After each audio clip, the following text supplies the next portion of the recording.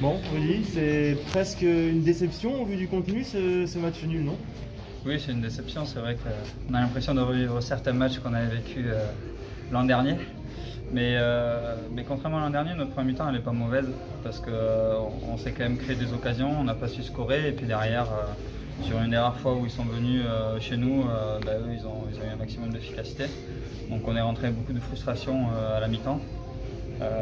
C'est bien ce qu'on fait, c'est même peut-être, comme on dit, brillant mais trop brillant.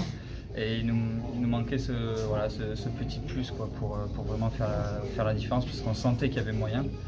Et voilà, on repart pied au plancher en deuxième mi-temps et comme en première mi-temps, la seule fois où ils viennent réellement dans notre camp, ils viennent scorer.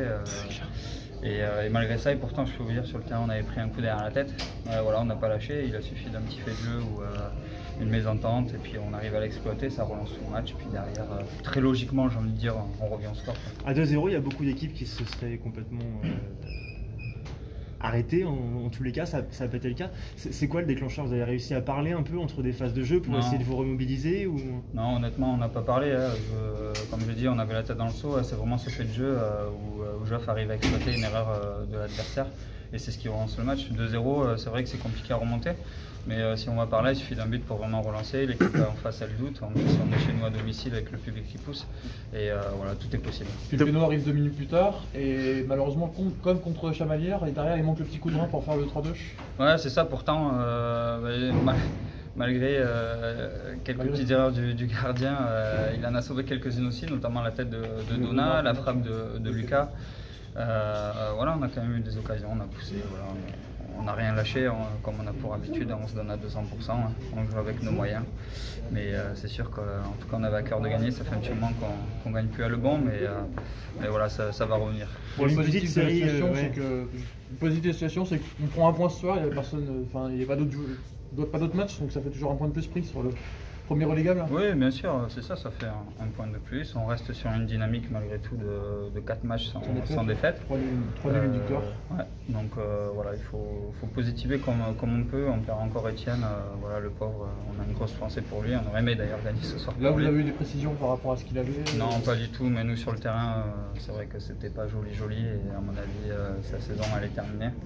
Donc voilà, ce qui rajoute encore des complications pour la suite pour nous, parce qu'au niveau effectif, on sait qu'on n'est pas large, malgré qu'il y ait la qualité, mais bon voilà, ça va resserrer les liens, on va serrer les coudes et puis on va finir du mieux possible. Tu viens enfin arrêter cette mauvaise stat sur les pénaux, il y avait 3 pénaltys sur les 3 derniers matchs, 3 échecs. Ce soir, enfin, vous retrouvez le chemin défilé sur cette phase de jeu? Ouais, enfin. Vous avez été désigné avant le match? Ouais, c'était la question qu'on voulait poser. Non, ça a été désigné, on les a travaillés cette semaine.